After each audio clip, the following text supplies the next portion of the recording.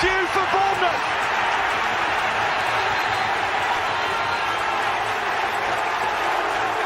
The roof of the Gold Sands is raised. Everyone here knows what that could mean to this football.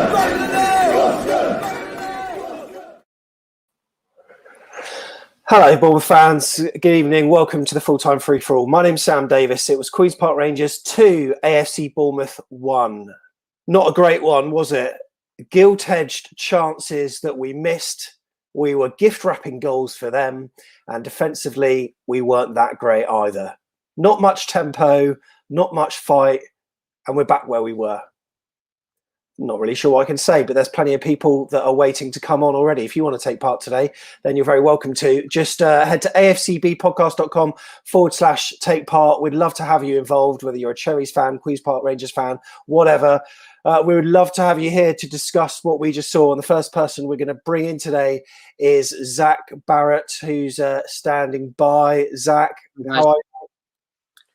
Yeah, good, thank you. I think, first of all, you've got to ignore the result at the moment. I think I was saying to the family during half time, I think the big thing is we've got the right players. And I think in the past we've proven it, and don't get me wrong, I'm not trying to hail the Messiah. I might get shot out with what I'm about to say, but I think it's proved in the past that Eddie always hasn't necessarily been the best manager in the world. And the reason I say that is because we have gone up through our lows. We haven't won every game. We haven't done all the time. But I think going forward, we don't necessarily need the right we don't need the best manager in the world. We need the right manager for the group of players we've got. And I think you see some of the fans and you see people talking about it all week with people being linked to the job and things like that. And I do think that sometimes people get a little bit excited about the names and they get, I don't want that person, don't want that person. But I don't care whether it's Brian Stock, whether it's Jason Tyndall, Henry or Pellegrini, whoever you want to say. Yeah. I just think that we've got to bear in mind we need to get the right person for the group we've got. Because whenever we've gone through a sticky spell in the past, because we've had the right person for the players that we've got, the teams come back together. And I think at the moment we're just missing that cutting edge to just get everyone back on the same page. And I think you see it a little bit with Junior, you see it a little bit with Danjuma, and you think if they're not all singing, you need someone that's going to bring them back together. And at the moment, they're not all singing. And it sounds brutal. It's interesting because, you know, JT put 3 at the back many a time and he got absolute pelters for it. And, you know, to me, it just didn't seem to be the right thing to do because when you're playing so many defenders at the back, you know, QPR, despite their form, I don't think from what I saw, it warranted having 3 at the back, and having more people at the back means you're more susceptible to making mistakes, as we saw with what Chris Mepham did. I thought that Kelly and Cameron Carter-Vickers were forming a relatively good partnership. Maybe like individually, like Kelly's got a bit to work on, but it was starting to get there. And now we're changing up with the 3 at the back again. It just didn't seem to make sense for me. And again, we played Shane Long up front. Yes, he did score our goal, but largely ineffective. And you saw what Sam Surridge did when he came on instantly. I think it's something that I think a lot of people you'll see people comment in a minute. And I think what you'll find is a lot of people could sort of see what the flaw was from the first half an hour. I do think the first 60 minutes was probably the best 60 minutes of football we've seen in the last couple of months. And I think people will probably back me up. It wasn't, like I say, it wasn't enough. But I think if you look across the whole pitch, we could see that the centre-halves were looking relatively comfortable. Yeah. Long was running himself off. And I think Long, yes, ineffective, was still doing a job. I think he was isolated for parts. My questions would be, in that midfield diamond, Billing, Stanislas, Wilshere. On their day, 3 of the best players in the league. Yeah. When was the last time they all linked together? I think Wilshere was good in 5-10 minute spells. I think Cook was good in 15-20 minute spells. Junior has got this confidence or arrogance about him, which makes him brilliant. But when you've got players that are low on confidence, which we have got, who's going to come in there and who's going to take the game by the scruff of his neck? And I said to family, I said, this game is screaming for Gosling. It's screaming for Arta. It's screaming for that one player that we've had over the years. And I think who's going to be that player now? Because I can't see it being Lewis Cook. I can't see it being Wilshere. I can't see it being any of the players we had on the bench. Yeah, you know what? You make some really good points, and for me, it always seems weird to have Billing and Wilshire in the same side because I wasn't sure whether it could work, and arguably it didn't really today, based on how I sort of saw them combining it. But anyway, what we're going to do, we're going to bring in Callum Davies, who's standing by, and also Mark as well. We've got Daniel, Martin, and Aaron, who's standing by. Jeremy's here as well as Robert from Latvia. But Callum's here. How are you, mate? You all right? Yeah, I mean, well, yes and no, mate. After that, it's a bit depressing, isn't it? Really. I'll second that. Yeah, absolutely big time. And Mark's here as well. You're right, Mark. I'm good. How are you?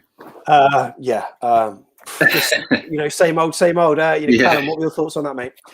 Well, do you know what? I was sat there during the first half and thinking, do you know what? We're starting to string some passes together here, which makes a change, doesn't it? As you were saying, Zach, at the start. I thought there seems to be a bit of a difference. We're passing the ball. We're looking slightly more confident. Yes, in the final third, no real cutting edge.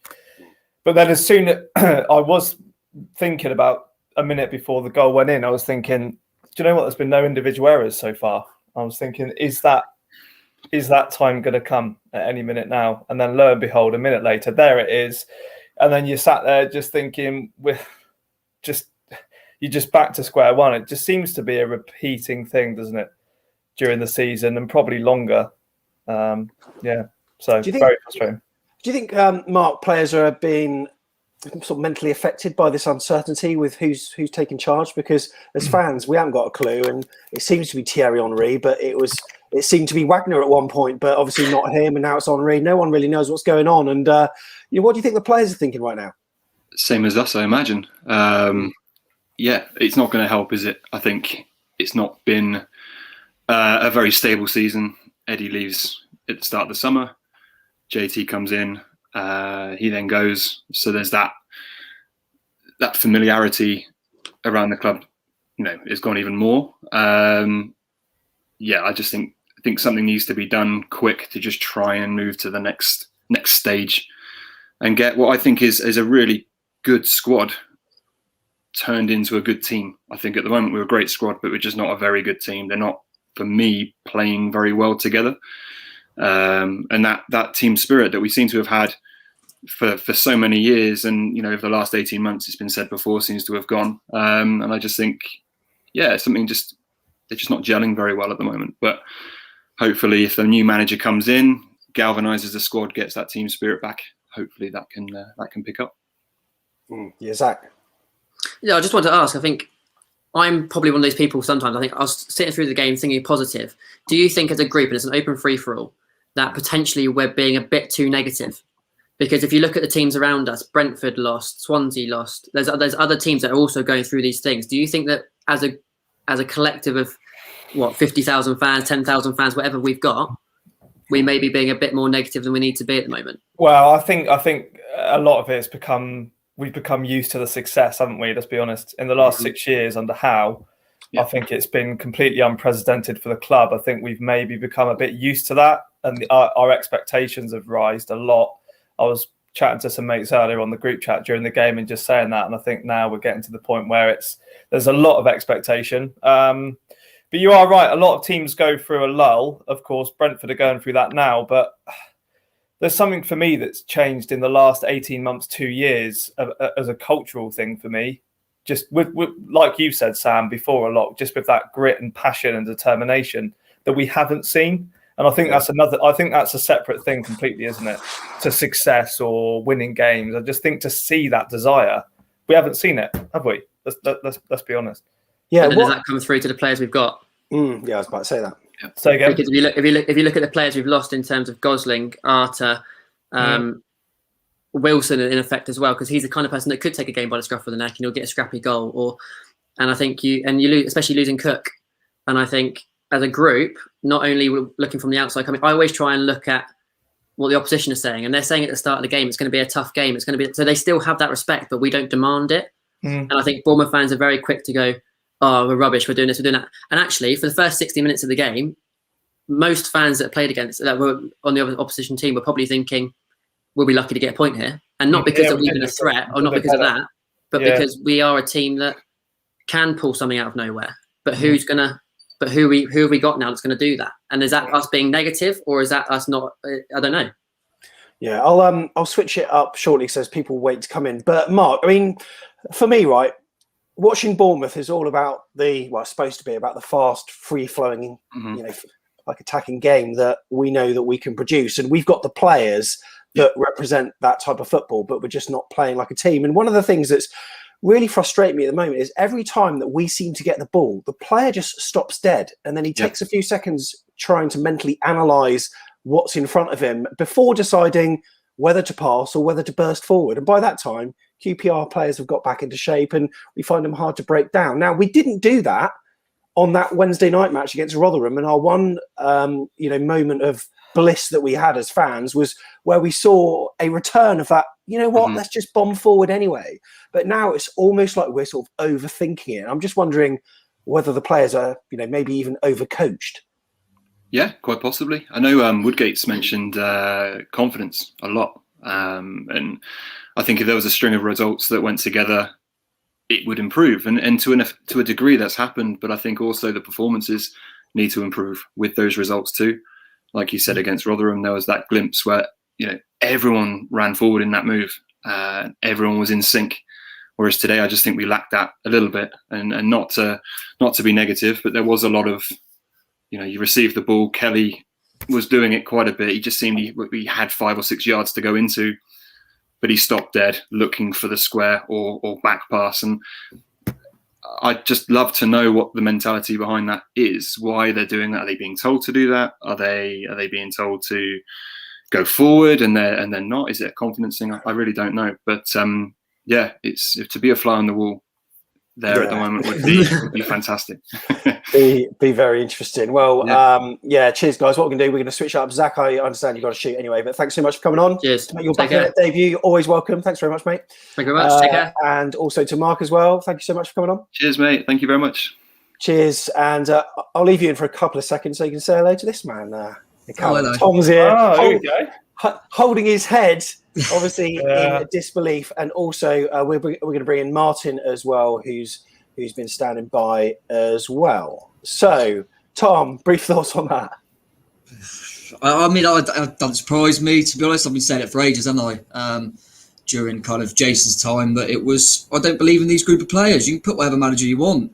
It's the same that I've been seeing for 18 months. Yeah. Did everyone really think we're just going to take Jason Tyndall out and suddenly these players were going to give something? They don't. People, all you hear is about how we've got these amazing players. When's Dan Juma ever been good? When's David Brooks been good apart from 5 minutes? So they're not that good. Where's the evidence of these being the best group of players we ever had? Because the only evidence I see is they let Eddie Howe down, got relegated, and have been crap ever since. Give me Andrew Sermon, give me Ariata, give me them over these lot. Do you know what I mean? I just don't. It didn't surprise me at all. You can play whatever system you want, whoever you want in charge, but I don't like what I see from this group. I can't remember ever being so apart from a side. I don't like this team. I don't feel they leave their all on the pitch. I feel like they almost go out on the pitch and think, oh, hopefully we'll have too much. There doesn't really seem to be any sort of identity. And the team that obviously won the championship, no one thought we had the best players, but there was an identity, there was a way of playing, there was a togetherness, and we've come in and we've got rid of Charlie Daniels, Simon Francis, Tommy Elphick, over the years, Ariata, Dan, they're all going. And I don't see the players that are coming in fit for the fight. I don't see enough in them. I mean, QPR, they're on a good run. They ain't very good. They ain't that good. Well, that's what I was about to say, Tom. I mean, on Wednesday, we gave Rotherham credit for, playing up to their strengths. And, despite the fact that we beat them, they did exactly what they did at the New York Stadium as well. They were big, they were physical, they were muscly, long throws into the box, long balls into the box, set piece specialists. Queen's Park Rangers, they didn't have much. And despite the form they were on, based on how they played today, they didn't outplay us in any way. I mean, the quality that we have on the pitch should have been, not smashing them, but we should have seen out the game easily. Yeah, but I mean, even when it went 1-1, QPR were well happy with a draw. They were fine, and they still got a winner. They weren't even trying to get a winner. But I mean, it took us bringing on Sam Surridge to do anything, and that's because he's one. I mean, there's no way Sam Surridge is one of technically our best players. But when he comes on the pitch, he puts a fucking shift in, and we get a goal straight away. And how he's not starting, I don't know. We bring bring in Ben Pearson. Everyone is like, "Oh my god, that performance against Burnley! What a player! What a signing! We didn't fucking brought him on." Yeah, I mean, it's what frustrates me because I don't, I'm not gonna. As I said, I think it's the players on the pitch. I think it's kind of almost irrelevant to a degree while you've got this group who the manager is. But this is what I was saying. Jason got a lot of stick. Is there any difference? I don't see any difference whatsoever. No, we scraped the win against Birmingham, who are one of the worst teams in the league, in my opinion. Then we beat a Prem side in the Cup, which we did against Crystal Palace with Jason. Then we drew 0-0. We didn't have a shot on target. We've done that a few times.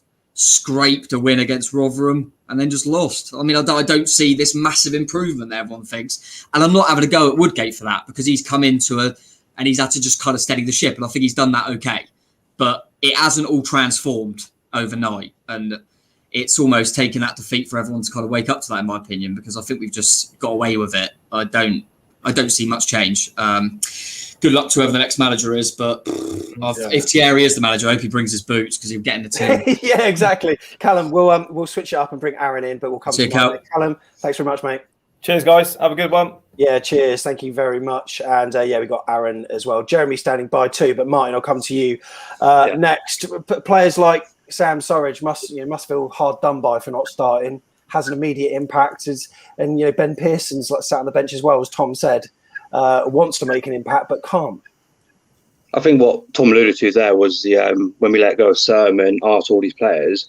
I think we now need to get away from the fact that this squad's got all the talent, but the players we had in that championship had something to prove and still have something to prove. But it seems to me these players feel like they're the finished article, like with Brooks, he linked with a £50 million move to fucking City. I don't know how he's worth £50 million. But yeah, I'll take these players back any day because when Eddie Howe, like they said, when we went up with a ragtag team, whatever it was called, it was players with something to prove who were rejected. They had something to prove and still something to prove. I mean, look at Charlie Daniels now, still playing left back for Portsmouth, yet our left back situation is no better. I don't understand how. And then I feel sorry, like you said, for Surridge, Anthony, Kilkenny. Like, they must be sitting on the bench as Zamora, sitting on the bench going, what's going on? Like, why am I not getting him a chance? And yet we saw Jack Simpson, and yet he was more assured in the 6 games where we did well with him in it without Meppen. And yet we've got Meppen here giving so many mistakes. I've lost count how many mistakes he's made now. And yet Jack Simpson's gone. Yeah. And absolutely. I honestly don't know. I just don't know, like Tom was alluding to. I mean, you can bring anyone you want in, but until this squad gets changed up, I don't see how. Because at the moment, it's all individual play. It's not team effort where we went up with that championship team. Martin made a good point, Sam, that these players, seems like they think, well, if we don't go up, I'll just get a move somewhere. Whereas the players we had before thought, this is our chance. This is my only chance to get in the Premier League. And they all had this togetherness. And we've literally, that's all gone. It's all gone. Steve Cook, Adam Smith. Apart from that, it's all gone, isn't it? So you've got a group of players there that I think they know deep down they'll probably get a move. So they couldn't care less. I mean, the contract expiries, I think, was it next season? We'll lose what? Lewis Kirk, Brooks, Lerma, Rico out of contract. Steve Cook out of contract this end of the season, so is Begovic. Yeah. I mean, what do you do? Yeah. Aaron, do you think we're seeing players that think they're too good for the championship, yet not performing in the championship? Because that's what, not performing, but not feeling the need that they need to perform in the championship. It's almost like the mentality shot to pieces, like they just thought it would be a walkover. But as time and time again, media pundits say it, ex-players, the current players, it's an unforgiving league, isn't it? Yeah, no, I think that is part of it. I echo what Tom and Martin have said. I'm absolutely livid, not for the first time, but for the first time in quite a few weeks, absolutely livid. I've sounded like a broken record here, but I don't, and we all do, I don't know what Sam Surridge has to do to start a game, because every game he starts, he scores, he creates, and we invariably win the game. Every game he doesn't start, we don't win the game. It did for Tyndall, and quite happy now it's going to do for Woodgate as well, who's got no chance of getting the job. There must be some sort of perversion there going on, because he comes on, it was his goal. It wasn't Long's goal. That was Surridge's goal. He comes on within a minute, puts the effort in, pretty much scores the goal. Again, waiting too long. Mepham played against Reading, gave the goal away. Played against Sheffield Wednesday, gave the goal away. dropped for a couple of games. 3 clean sheets in a row. A back 4, albeit without Steve Cook, who are beginning to gel. Carter Vickers and Kelly playing well together. Tell you what, I'll tell you what Woodgate and Purchase must have been thinking. Let's put Mepham back in there. Go back to a 3. Mistake. Goal again. I mean, what's going on? We had I'm sorry. I'm really sorry. I'm very angry. 4-2-3-1 has been working for the last 3 games. You know, I'm not a big Woodgate fan, but I was actually beginning to warm to him. Today's just thrown out the window for me. You bring Ben Pearson in, the one player in midfield who's got a bit of bloody character about him, and you sit him on the bench. Against Nottingham, we saw against Nottingham Forest what Shane Long can bring to the team. Bugger all. 0-0. Right? And then we go again today. Shane Long on his own up front, misses a sitter, which all my Southampton friends have said he did regularly for them because he can't finish for Toffee. Surrey sits on the bench, and we go on and on and on about the same thing. Why change the formation? Why play Mepham when his confidence is shot and he literally is giving goals away every single game? Why not play Pearson? I actually think, to be fair, as has been said already, quite a few of the players had reasonable games today. You know, I think Lerma and Billing played quite well. I don't think Lewis Cook played badly. I think Carter Vickers played quite well. Smith played quite well. But when you've got a striker up front who really isn't doing anything, and Kirk's alluded to this before, whether it's in his contract, whoever negotiated that contract needs to kick up the bum. And while we're on that subject, is this the longest caretaker manager in history? Because these players are treading water now. I put the blame firmly at Neil Blake again, because I don't blame Jonathan Woodgate. But this has been, 2 or 3 weeks now, treading water. Oh, well, give him another game, give him another game. The season's almost bloody over. If we lose to Cardiff on Wednesday night, we are out of the playoffs. So these players are treading water. They need someone to come in. I do agree to some degree that the players are at fault and whoever comes in might not make a difference. But I'm pretty sure that if a decent manager came in, whether it be Henri, who can actually tell them how to go forwards, or Wagner, who's got a bit of experience about getting a team up, then they might get the kick up the arse they need. But until that happens, they're treading water with Woodgate, who's probably all pally and chummy with them on the training pitch because they all seem to love him, but they're not playing for him. Rant over. You know what? A lot of people on the chat are, commenting, and most sense I've heard from a Bournemouth fan in a long time. Well said, Aaron. Said Ryan Christopher. And you know what? A lot of people are in agreement with what you say there, Tom. You talk about what he just said, like in agreement. Yeah, bang on. And I think that's be the figures. While we've stumbled over the line, they've just gone, we'll give them another game. They'll panic now. Because we've lost the game, and we'll have a manager in Monday, Tuesday, because now they'll panic because we conceded a goal. If we hadn't conceded that goal at the end, it'd be in charge for Wednesday. And it feels like they don't. I think I said this on one of the podcasts when we let Jason go. My concern was I don't believe we've got anyone at the football club that is good enough to make a footballing decision. Eddie ran the show, and now Eddie's not there. I don't really think. I mean, obviously they brought Harry Redknapp in to do something because I just don't think they know what to do. And all they're thinking is, well, Henri's a sexy Frenchman. We'll get him on the sideline, and that might help. But we'll see. And like I say, we can get any manager we want. I don't believe in the group. And it's sad. I saw Watford fans the other day on my Twitter just raving about how they brought Gosling on in the game, and look at this player, he shows some heart, look at him, he's brilliant. Then today I see Andrew Sermon score an absolute worldie volley apparently, and I'm just sat there thinking it's just hard because I just don't feel that connection with the team. And like Aaron said, there were a few players out there that done all right. I think Carter Vickers has come into the team, done really well, done his job well. I think Lerma's actually upped his game of late. I thought he was poor, and then last few games I think he's been back on it.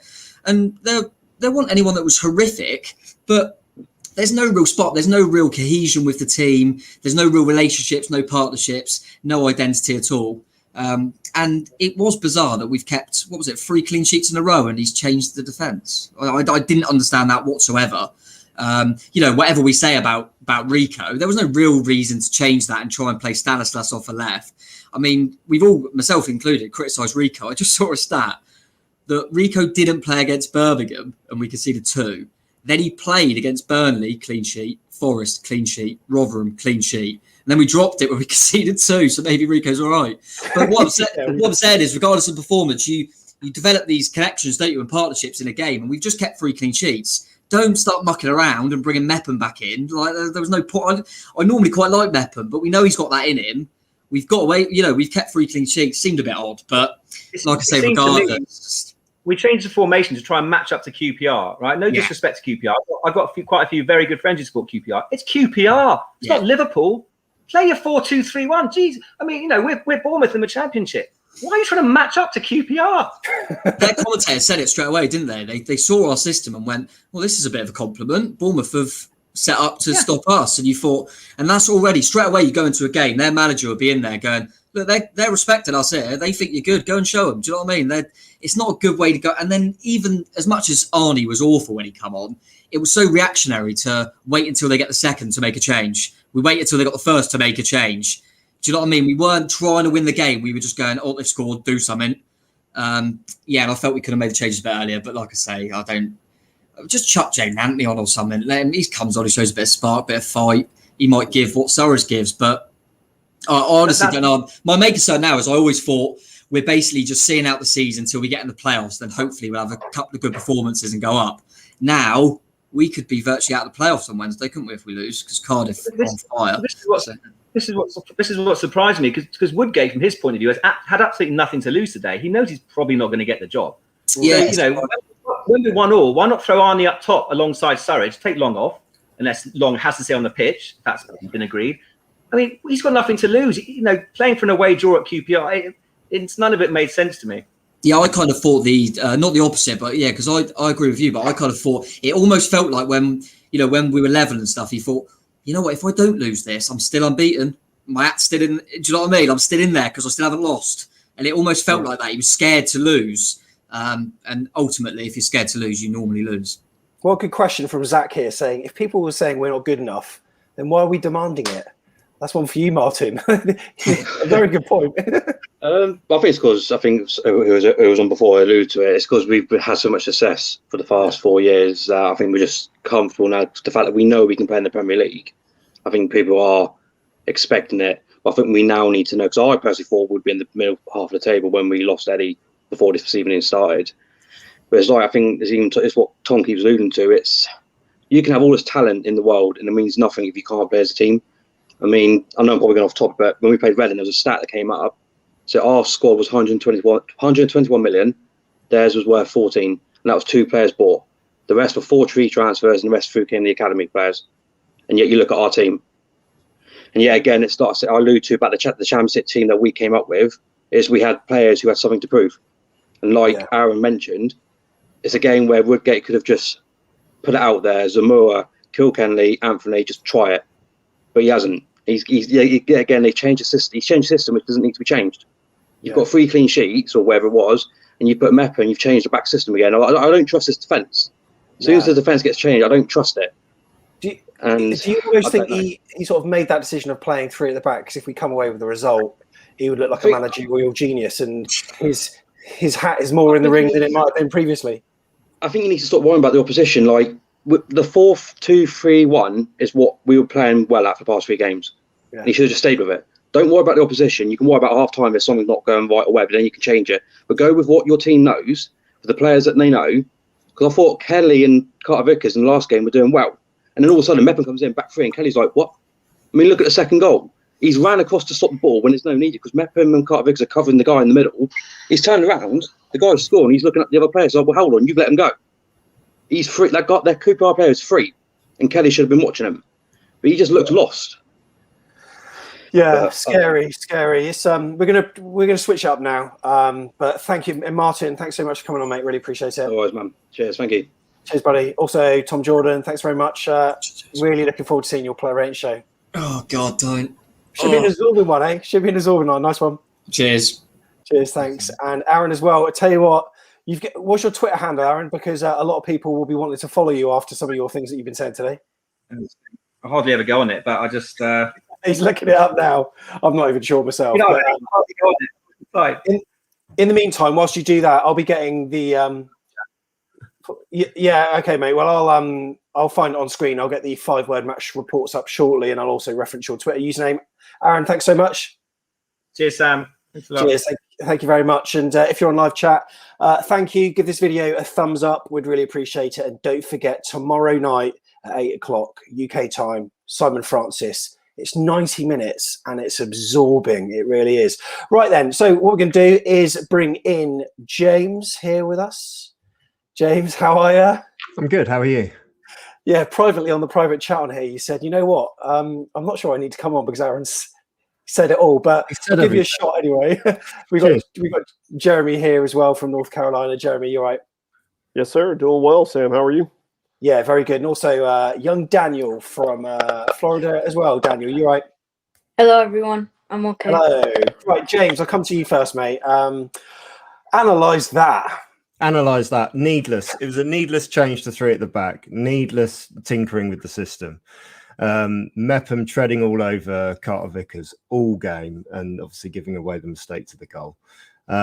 There's some movement up front in the first half that people have alluded to, but our best chance came from a long ball hoof from the centre back up to Long proving why he's such an impeccable striker from that range. And then like the team hasn't had a striker all season. God knows what this team could do if we sort of had one. I think the moment they scored, I was worried because we don't and we haven't for months looked like a team that can score 2 goals in a game, and that's a real worry. And it's been said before, I'll repeat it again. I don't know what Sam Surridge has to do to get a start in this team. As soon as he comes on, we look dangerous. As soon as he comes on, we look like things can happen. He's got such a high work rate. He's such a handful. He looks keen. He looks so up for it. And it's just frustrating to me. It just seemed like such a needless result to happen today. With regards to like going forward, obviously my theory's blown out the water of just as long as Woodgate keeps winning, he keeps the job. That can't happen now. And I think what's proving, I'm just going to take a slight sidetrack in the moment, but what's proving to be the case is that the board at the club have had it so easy for so long by having an administration like Howe, where it's just like no change. And then when Howe leaves, which was his choice, it was no change again because we just kept with Tyndall. And I think a capable board would have made a decision by now on who the next manager is going to be. And my concern is that they've marked out because one of the world's best strikers has shown an interest and they're all excited to meet him and get their selfie taken with him. And it may not be the decision that's in the best interest of the club. Yeah, you know what? You've hit the nail on the head there. Jeremy, was that one you watched today or just heard or picked up on the social media reaction? Oh, Lord. So I'm going to have to say I blame myself for the loss today. So I turned it on, and within 5 minutes, we gave up that first goal, thanks to Mepham. So I said, I better turn this off, and turned it off. And then I'm reading on the Up the Cherries forum that we scored to tie, and I said, great. Turned it back on, and guess what happened? Still wondering who was covering the back post on that second goal. I've never played a day of football in my life, and I think I know, 2 + 2 = 4. And if when they're pressing you, you better cover every man, especially in the box. And very frustrated, like everyone else. I think I don't remember who said it, but I've wondered why aren't they trying Danjuma up top?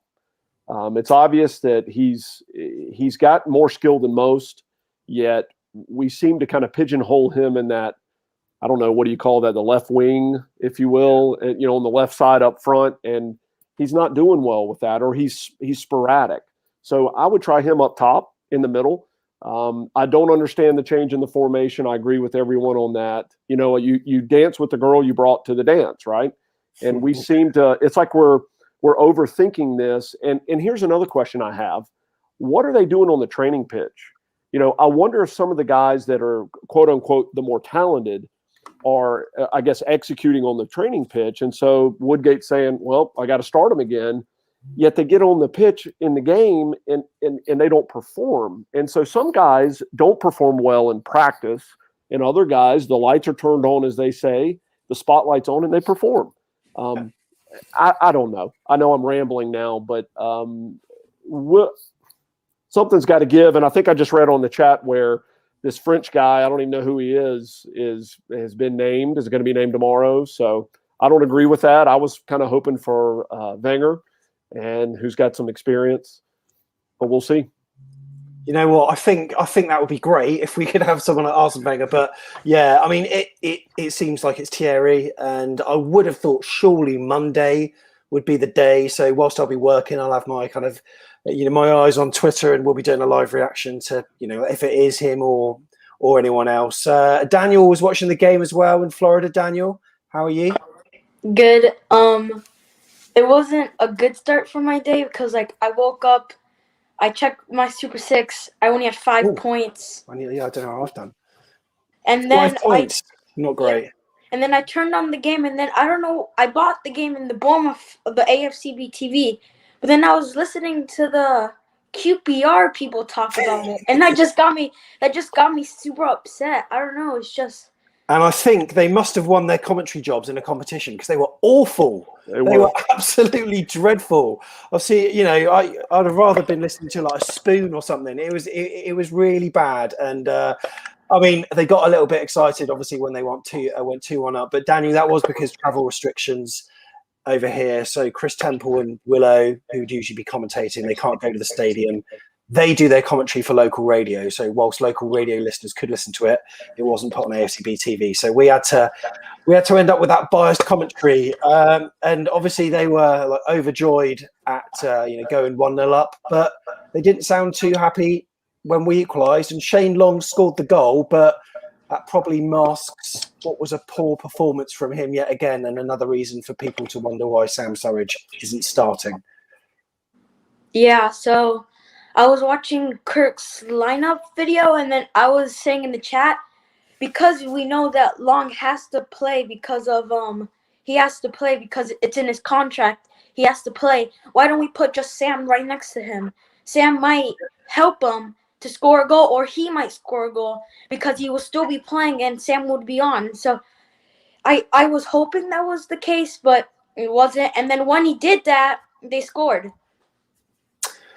Yeah, that's right. So where does it need to change? Where does it need to change? We're playing a Cardiff side on Wednesday that are full of confidence. I think they won 3-0, 4-0 they won today.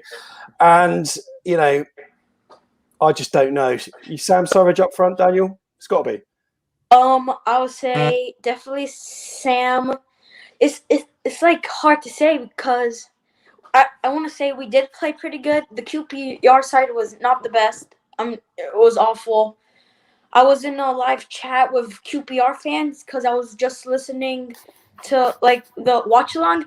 Those QPR fans are evil. They think just because they scored 1 goal, they're the best team in the league, and it's so annoying. They didn't even play good. If Mepham didn't even do that, it would be tied, and it got me mad. And after that performance, Mepham can't play. He has to be banned for playing for Bournemouth. He's gonna be one of those subs that they're not even gonna look at him and say we should put him on because that was not good. Because I feel like if David Brooks was there, if he didn't have that injury, he would have been a good sub. And I would say that you guys said earlier about Dan Gosling is usually that guy who scores at the end. I kind of thought of Roro. Don't you remember the Derby game? He kind of scored at the end. So when he's back, I think he should start.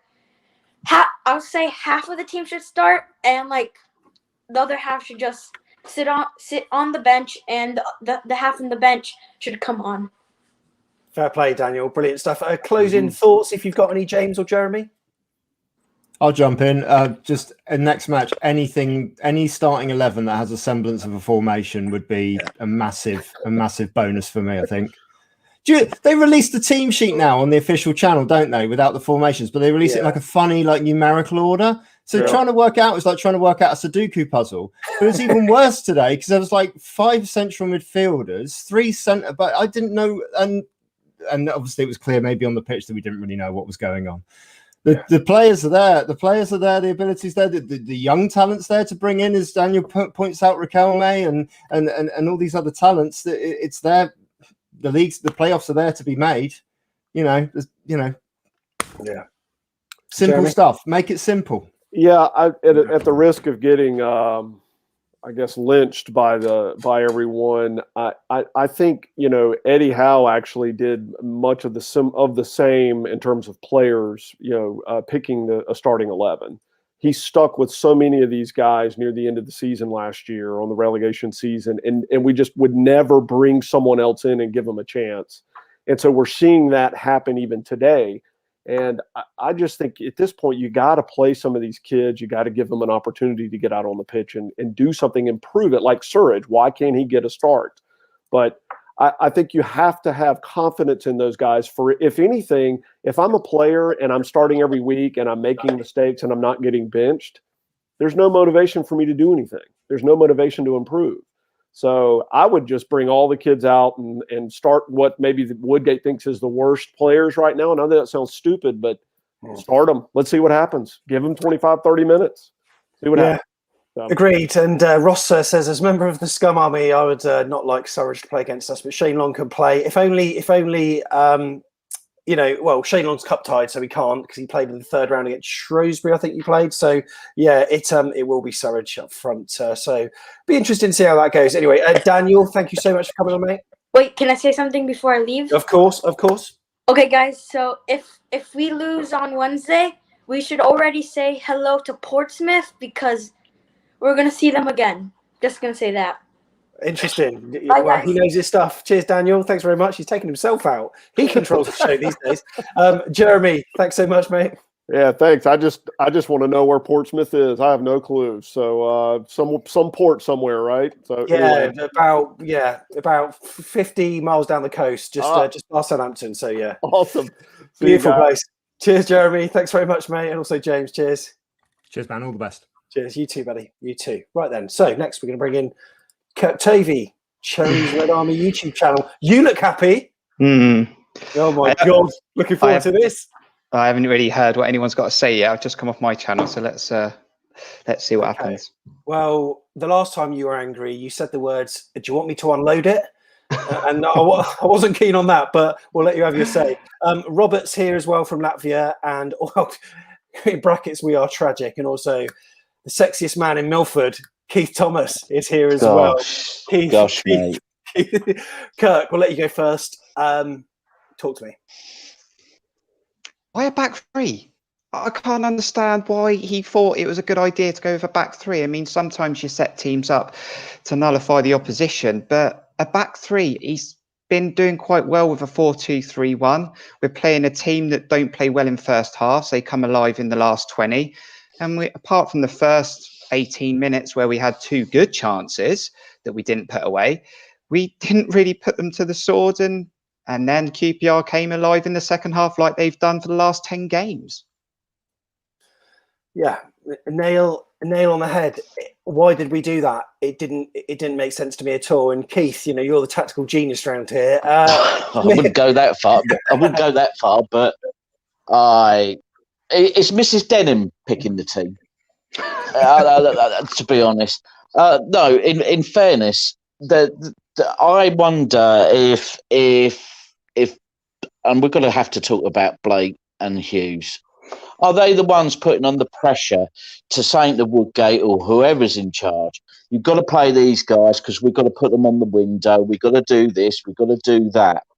Because how we were in control the first half, but the second half, we just fell apart. Mepham, what was he doing with it? What was he thinking to even play that pass? I don't know. I don't know. Kurt's gonna jump in and say something, but I've just got to say that he was past the ball and he made a mistake. He was trying to find a Jefferson Lerma. His pass was awful, and then on the replay, you see him remonstrating with someone else, and it's just like. But this is our season, like in a small moment.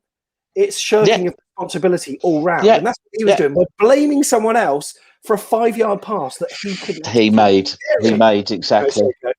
And anything that you do, you need to take ownership of the situation, but learn from your mistakes. He gave away the ball against Cardiff, which cost us 2 points. Sheffield Wednesday, he made a stupid decision to try and play back to Begovic instead of turning out. He's been away for a few weeks, been injured, should be looking at some of his games that he's played this year.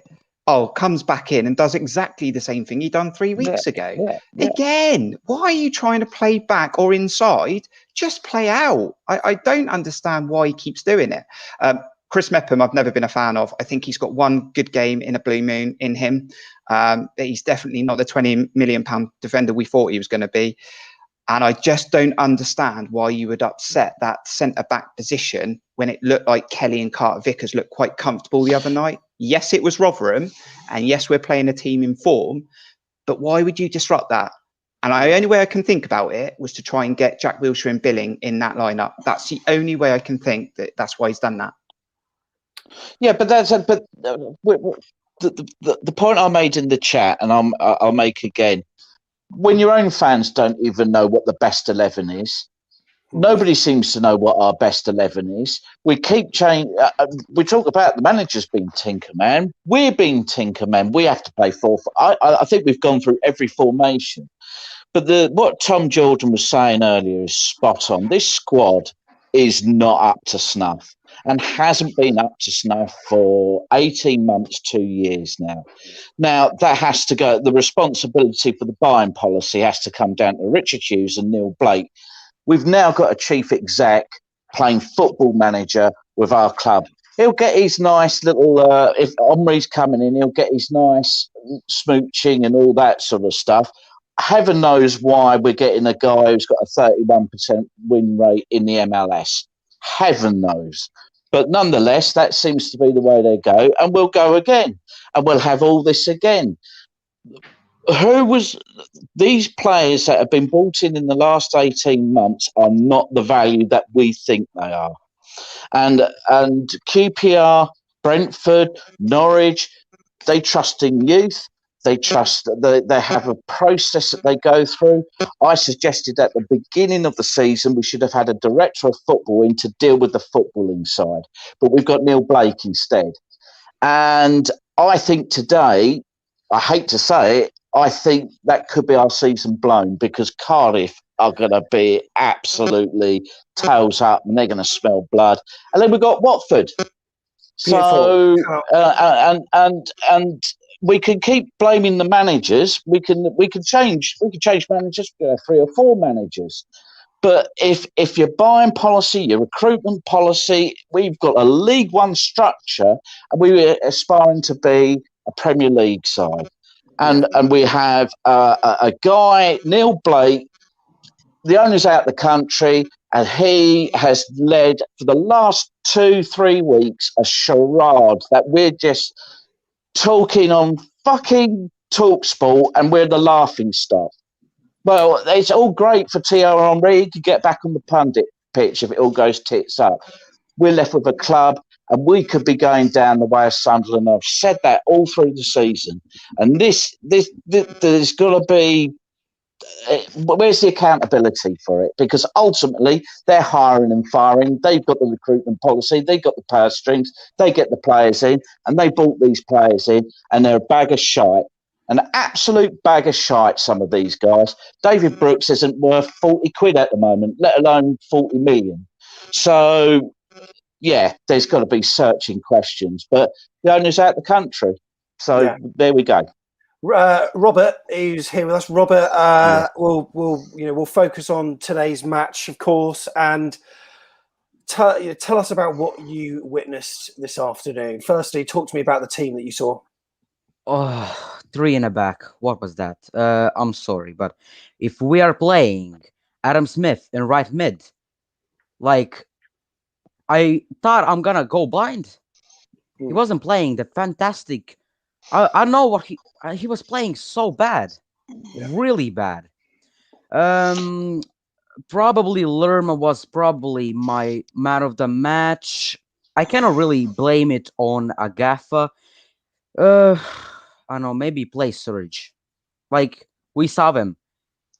He get off of the bench and he assisted. And you probably think, oh yeah, that's just a luck. That's not even lucky. He is good. We have to play him more. Maybe let's play 2 strikers, Shane Long, and let's play Surgeon. Why are we playing 3 in the back?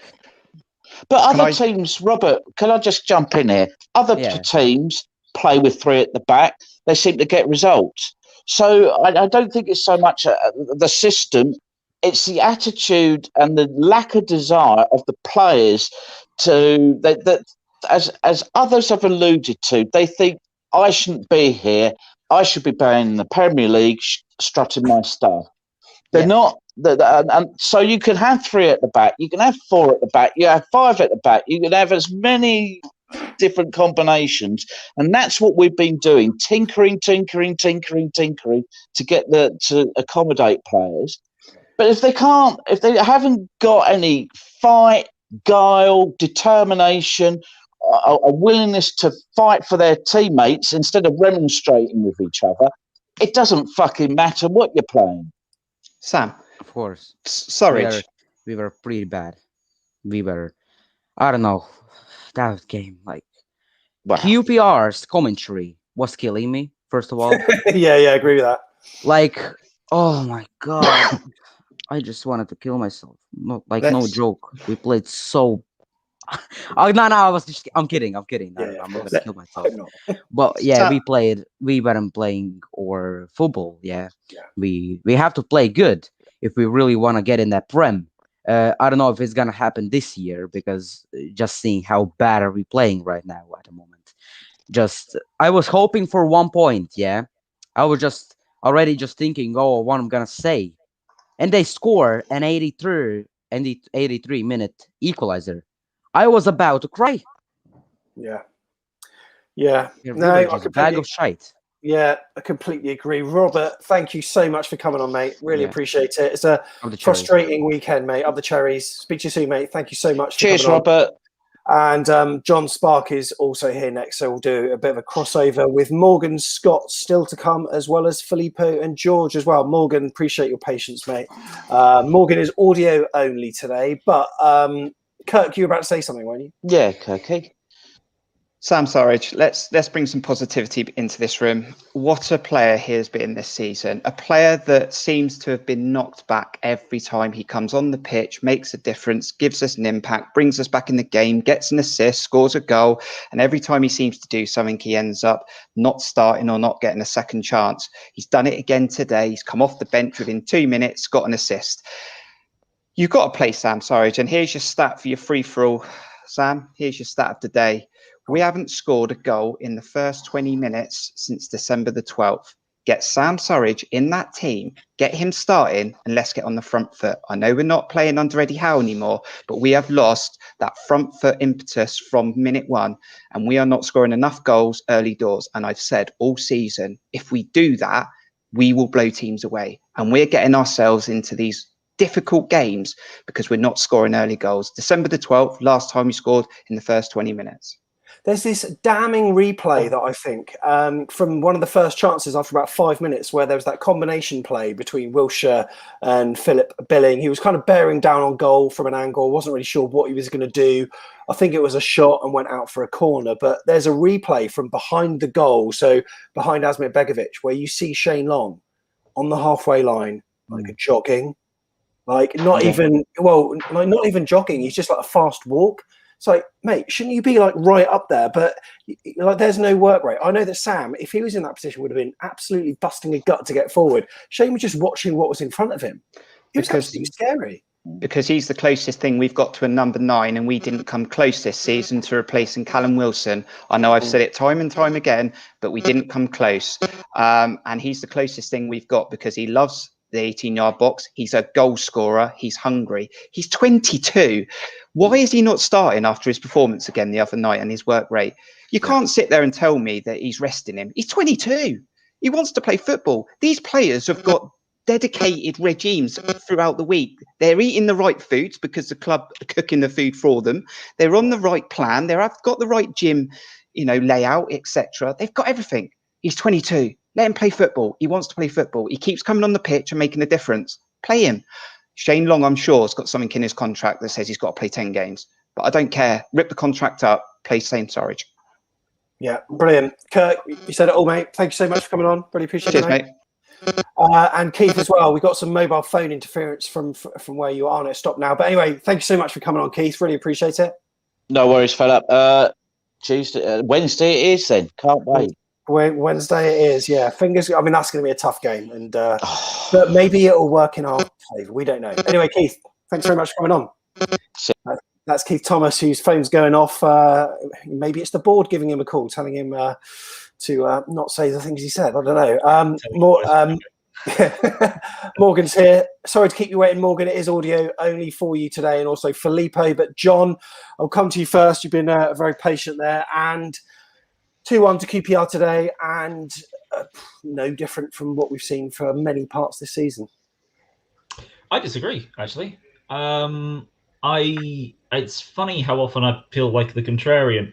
I'm not going to come out of this like with a massive positive spin on this and get someone stalking me on Twitter like I'm Tom Jordan. But it's, I pulled up because I pulled it up just to make sure. I mean, different people do use different sites. I'm checking out SofaScore here, and in the last few games, so we've got obviously today, but Rotherham, Forest, Burnley, Birmingham, Sheffield Wednesday, Reading. Every single one of those games, we've had one big chance. Now that's to do with XG. I think that's over a 1 in 3 is technically a big chance. Now today we had 2 in the first 20 minutes. Yeah. And then we had another one later on in the first half. So we had the Billing chance. That's a big chance. We had the long chance, which frankly, any amateur striker I would expect to put away. And then we had the Adam Smith chance, which is kind of unfortunate. It's very fast. It's on his weak foot. But like any one of those goals go in and we win that game. I have no doubt whatsoever we win that game. Because defensively in the first half, as much as I can understand people's disappointment with us playing a back three, we completely nullified QPR in the first half. Now, that's not the most impressive thing because, as Kurt quite rightly pointed out, QPR are scoring all their goals in the second half. So that was always the thing we need to be worried about. But as much as there's a frustration, I can totally understand about the fan base right now, and you know how busy the lobby is in this chat clearly shows that people are annoyed. Like, only 1 in those 3 needs to go in and we would have won that game. I'm very confident that we would have won that game because we were locking them down defensively. But as soon as we go a goal down, because Mepham makes a mistake that as a manager, you cannot litigate for that. You just can't. Because he doesn't do what he's meant to do. He's meant to do what he did the most of the rest of that game and take it on the back foot and pass it to Adam Smith, which he did for pretty much the entire game. He makes that mistake and suddenly we're chasing the game and we get the goal. The mistake I think that was made is that we went chasing for the second. If we had settled a little bit more, which I think we should have done, then Stanislas is in position to stop Todd Kane from getting that goal, or the defence itself isn't so at a shambles defending that second goal. So there are things that I can say are mitigating circumstances, and as an attack, we were better in that game than we have been in the last 4 games where we didn't lose and we won 3 of them. Arguably, Burnley, we were probably better, actually. But like, there is not a need for total destruction of the squad after that game. It was different, which people don't like, and a lot of people don't like the back three because it's different. They're not used to it. But there were things that were positive you can take out of that game. It's bad that we lost. I'm not trying to negate people's feelings for being annoyed, but like, we don't need to completely destroy the momentum that we had. Tomorrow is probably the biggest game of our season so far, because if Cardiff beat us, they go above us. It's not guaranteed. It's not guaranteed that they go above us, because if it's a 1-0 win, we stay above them. But if they beat us by more than a goal, Cardiff go above us. It's the biggest game of the season so far. And hopefully we'll have a manager in place by that point who can try and motivate the squad a bit better. But, you know, there were questions to be asked in this game. They didn't. Some got asked, some got answered, and more. Well, unfortunately, we found out the limits of the squad at times. But there's positivity. There are positives to be taken, but I totally understand the negativity that's coming across today. Yeah, no, completely appreciate your points there. And let's just have a quick look at that league table at the moment. So this is where we're at the moment. And look at that. We could be out of the playoffs by the end of the match at Dean Court against Cardiff, which is scary. I mean, it's, you know, perhaps a 1-0. No, I mean, a 1-0 win, would that even do it? Yeah, probably would. So yeah, you know, that is how that's how scary it is. And you know, Middlesbrough behind us as well, Stoke, Barnsley, Millwall. We could drop like a stone unless things are sorted out. So scary times indeed. Morgan's here with us as well. It is only audio only today. You all right, Morgan? Yeah, not bad, thanks, Sam. Good. shame we can't see your beautiful face today. Shame we couldn't see the performance that we wanted today. No, absolutely, and it's a bit of a shame that Bournemouth just can't seem to win game for more than 3 or 4 games on back-to-back. It just it's just despicable, if I'm honest. And people have mentioned throughout the show, why Sam Savage not starting? Sam Savage, the best AFC Bournemouth striker that we have. Well, some people may argue Don Solanke, but you never know when he's going to perform and when he he good with linking up with Dan Juma and Brooks. Apart from that, you know that he's not going to get 20 goals a season. So it's a bit of a concern, Sam, and it's just, as people have alluded to throughout the show, we could be out of the playoffs, and that just isn't good enough. And it's just getting to the point now where it's just frustrating. Well, yeah, I mean, look, the last time we won 2 matches in the league in a row was when fans were at the stadium. And that match against Wickham wasn't even that great either. We've had a run of losses. At the moment, our form's just all over the place. I'm really hoping the new man's going to help. I'll come back to you shortly, Morgan. Filippo. Firstly, hello. Yeah, hi Sam. Hi everybody, and it seemed that it's from the beginning that they would have gone, because I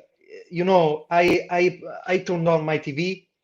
I made the screen sharing with my iPad to put AFCB live on my TV, and then QPR commentators celebrating in front of me. Are you kidding me? So that still don't know why Christopher and John Williams couldn't go to Loftus Road.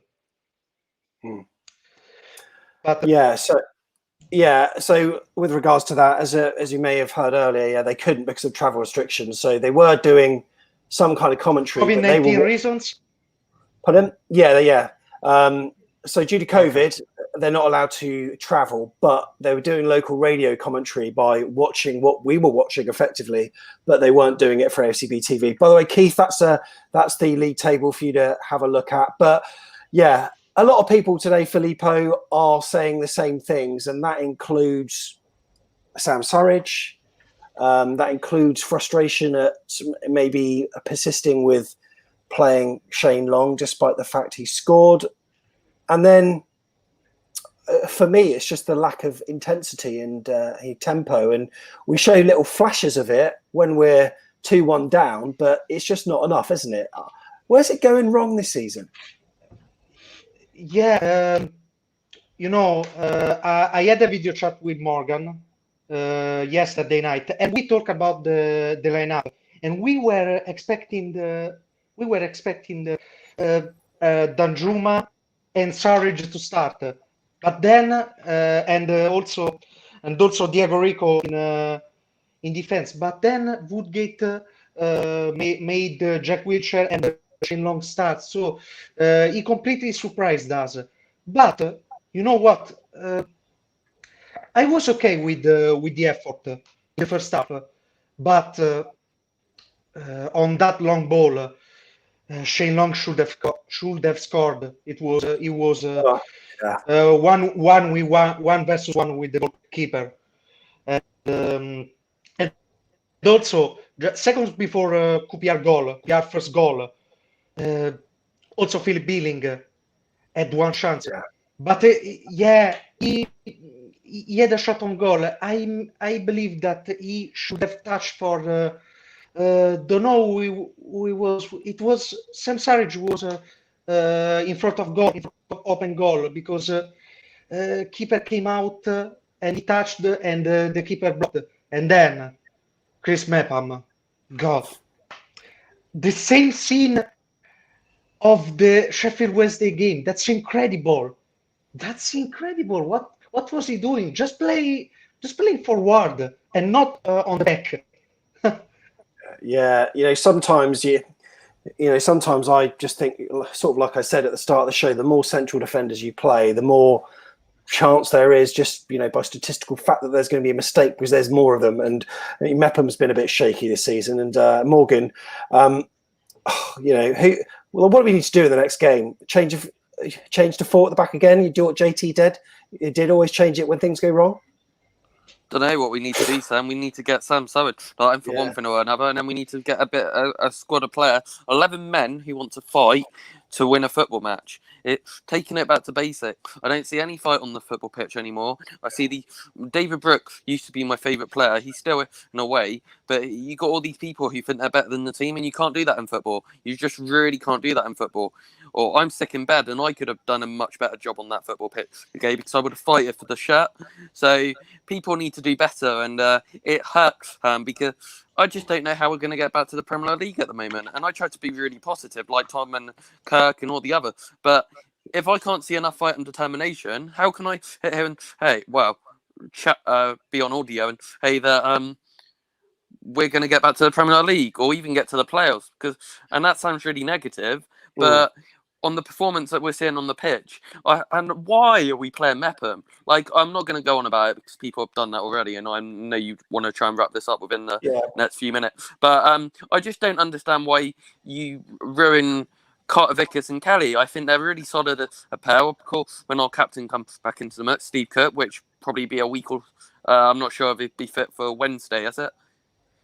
I think has anyone mentioned throughout the show what wrong with Brooks? Does anyone know what injury he's got? Chris Temple tweeted before the game that Brooks was apparently out with injury. He said he'd chase up and ask Jonathan Woodgate about it in the post-match interview. So I'd imagine you just keep an eye on Twitter and hopefully we'll find out. Yeah, I appreciate it.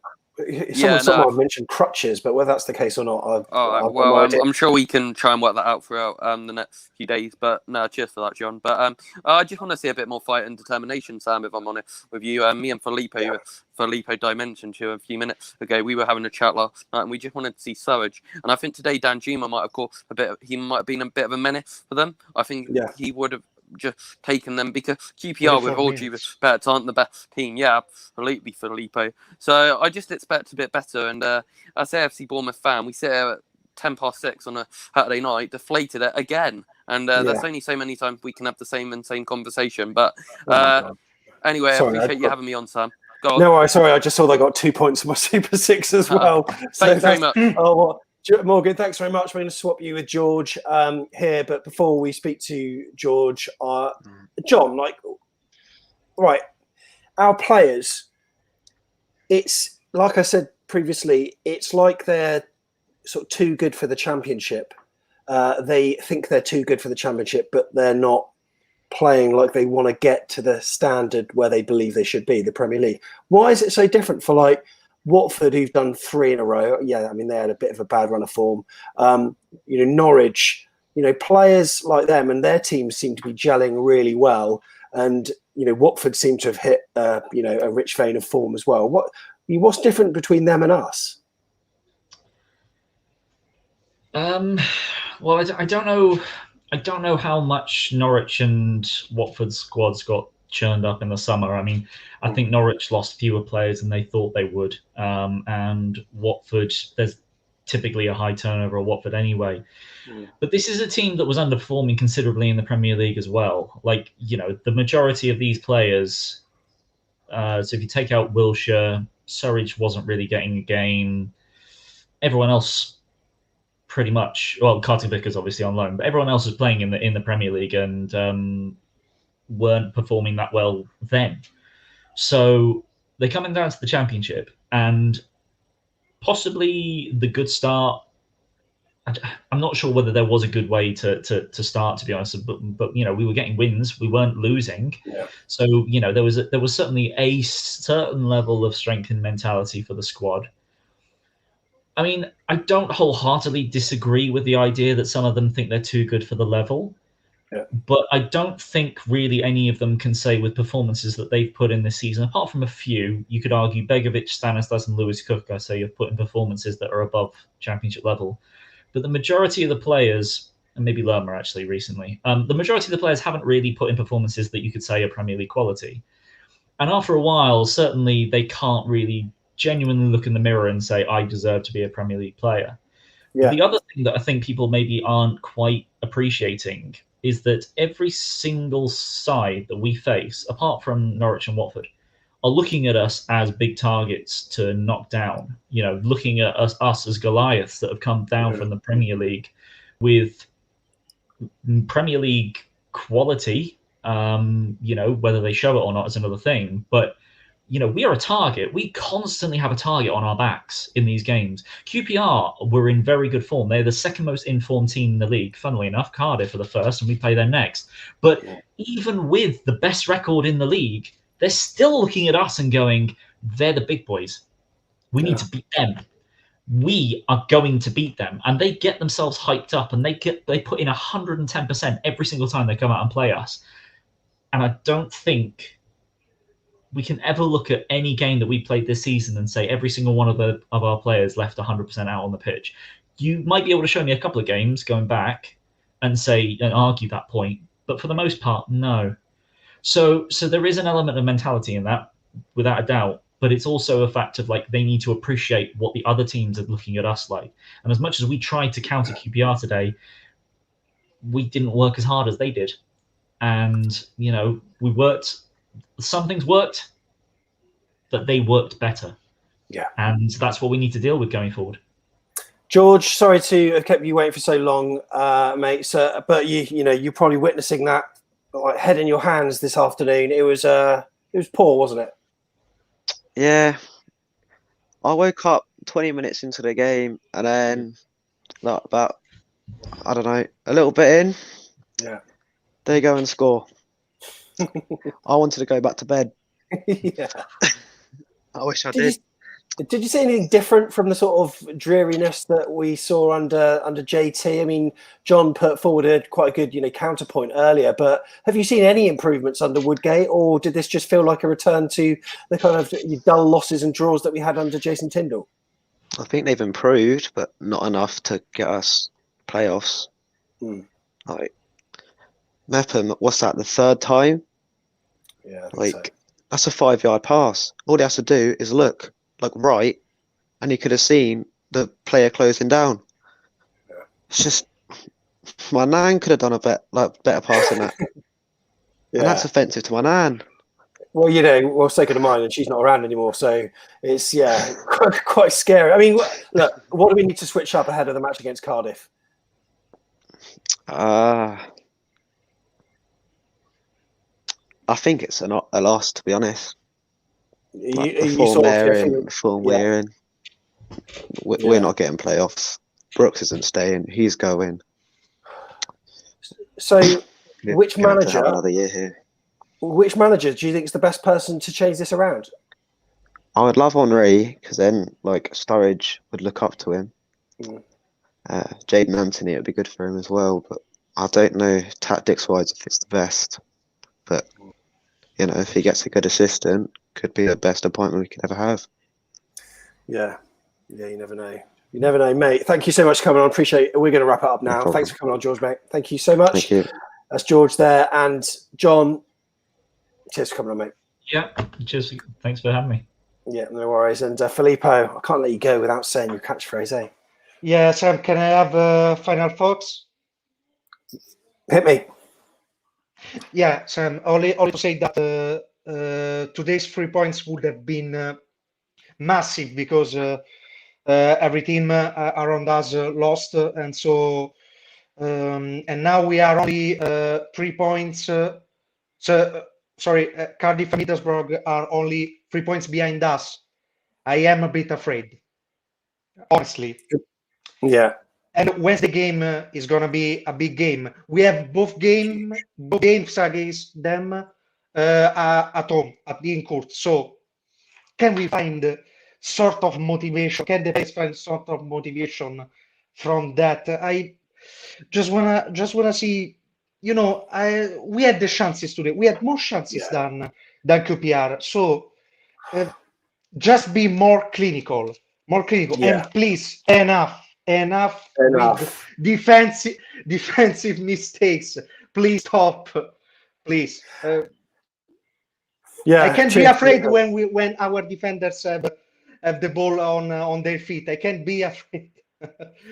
Yeah, look, we wouldn't have expected 6 points from Cardiff and Watford. If we get 2 wins from the next 2 games, it's a maybe record. we can all feel good again. You never know. And you know what, we'd have taken that in some ways, albeit, you know, the loss would have happened the wrong way around. We'd have probably assumed a loss against informed Watford maybe. But if we beat them and beat Cardiff, who knows? Filippo, thanks for coming on.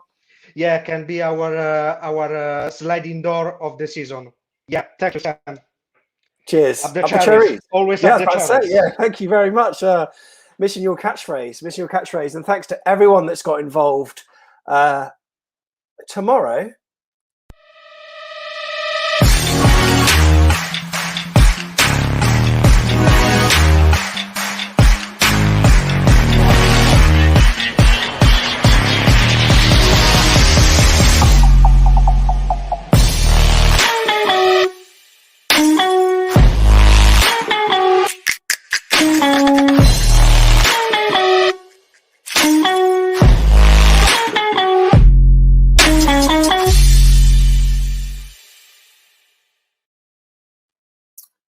really looking forward to that. So join Jeff Hayward, Tom Jordan, and Neil Dawson for that, kicking off at 8 o'clock. And Ethan, who's watching, you get a mention by Frano.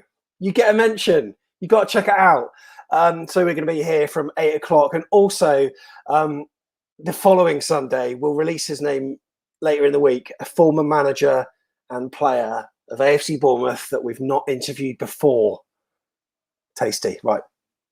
Until the next one. See ya. Back in the day!